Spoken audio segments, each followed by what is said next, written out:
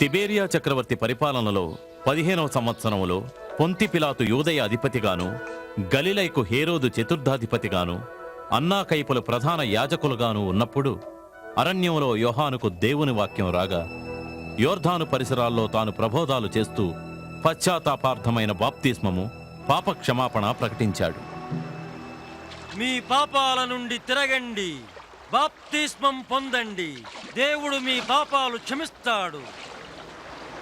ప్రవక్త యేషయా గ్రంథంలో ప్రవచించిన విధంగానే అరణ్యంలో ఎవరో కేకలు వేస్తున్నారు, ప్రభువు కొరకు మార్గాన్ని సిద్ధం చేయండి, ఆయన ప్రయాణానికి త్రోవను సరళం చేయండి. ప్రతి పల్లము పూడ్చబడును, ప్రతి కొండ మెట్ట చదును చేయబడును, వంకర మార్గములన్నీయు సరిగా చేయబడును, కరకు మార్గములన్నీయు నున్నన చేయబడును. సకల మానవ జాతి ఆ దేవుని రక్షణను చూస్తా. మేమేం చేయాలి? ఓ సర్ప సంతానమా, మమ్మల్ని ఏం చేయమంటారు? చెప్పండి, మేము ఎటువైపు వెళ్ళాలి?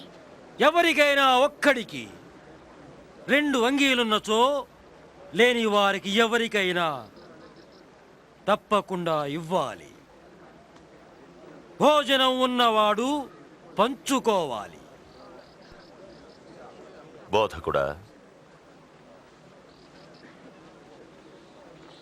మేము సుంకము వసూలు చేసేవాళ్ళం, మరి మేమేం చెయ్యాలి? ఏర్పరచినంత కంటే ఎక్కువ తీసుకోవద్దు. అయితే మా సంగతి ఏమిటి? మేమేం చేయాలి? ఎవరి వద్ద బలవంతంగా డబ్బు తీసుకొనవద్దు, ఎవరి మీద అపనింద మోపవద్దు.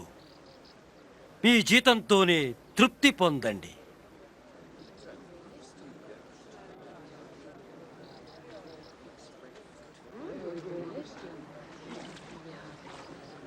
ఇలా చూడు, నీవు క్రీస్తువా?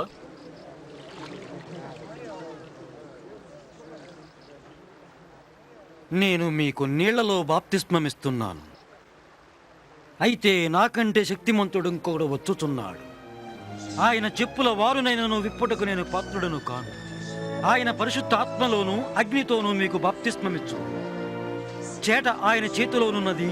ఆయన తన కళ్ళమును బాగుగా శుభ్రము చేసి తన కొట్టులో గోధుమలు పోసి ఆరిని అగ్నితో పొట్టు కాల్చివేయును.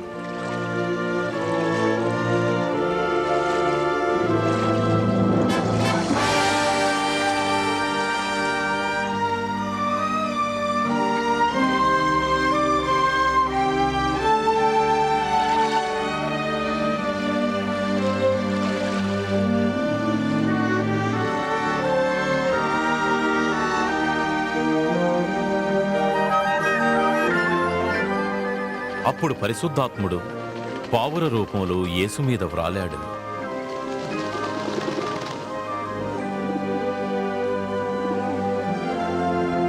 అప్పుడొక శబ్దం ఆకాశం నుండి ఇలా పలికింది, నీవు నా ప్రియ కుమారుడవు, నీ యందు నేను ఆనందిస్తున్నాను.